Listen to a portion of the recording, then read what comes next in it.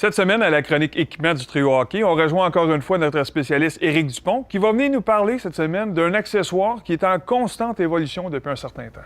Tu te souviens-tu, à une époque pas si lointaine, les joueurs arrivaient à l'aréna, les bâtons dans une main et la poignée de leur sac dans l'autre, puis on pouvait les entendre arriver de très, très loin. Oui, mes gars ont vécu ça dans leur début au hockey mineur. Nécessairement, c'était pas la façon la plus discrète de se rendre à l'aréna.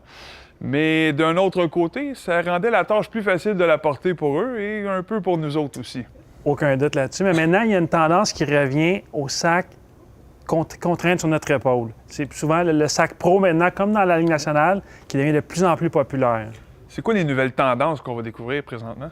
Les sacs, mais vraiment les sacs les deux populaires qu'on vend en magasin, c'est les sacs pro de CCM et de Warrior. Le modèle de sac pro est sans contredit le plus populaire sur le marché à l'heure actuelle. C'est un grand sac avec beaucoup d'espace, mais qui est surtout facile à transporter, beaucoup plus que dans le passé. On peut même, sur certains modèles, y ajouter le logo de votre équipe, aussi disponible dans une multitude de couleurs dans la plupart de nos magasins. Moi, j'adore ça. Il n'y a rien de plus fun pour un jeune de démontrer la fierté et son appartenance à son équipe à bas âge. Pour moi, en tout cas, je trouve que c'est une excellente initiative de la gamme Pro. Maintenant, est-ce qu'on regarde, chez les gardiens, est-ce que c'est la même chose pour eux aussi? C'est un petit peu différent parce que, comme tu sais, Denis, l'équipement de gardien est gros, encombrant et plus compliqué à transporter. Donc, les gardiens vont encore opter la plupart du temps pour un sac avec des roues. Le premier modèle qu'on va parler, c'est le sac CCM Pro pour gardien qui est muni de 3 roulettes tout-terrain.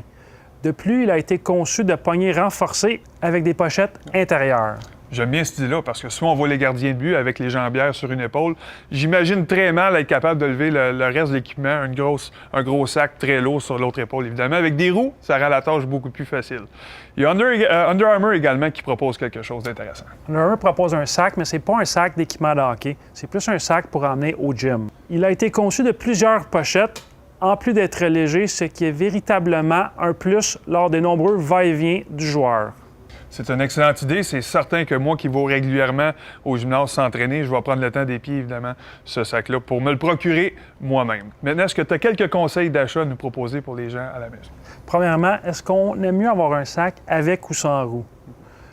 La taille de ton équipement, l'âge du joueur, il y a plein de facteurs importants à considérer. Aussi le budget. Il y a des sacs qui varient de tous les prix. Donc, c'est important de faire encore une fois le bon choix. Puis nos spécialistes en magasin sont là pour vous conseiller. Merci beaucoup encore une fois de ton temps et de ton expertise. Et nous, la semaine prochaine, à la chronique équipement du trio hockey, on parle de sous-vêtements.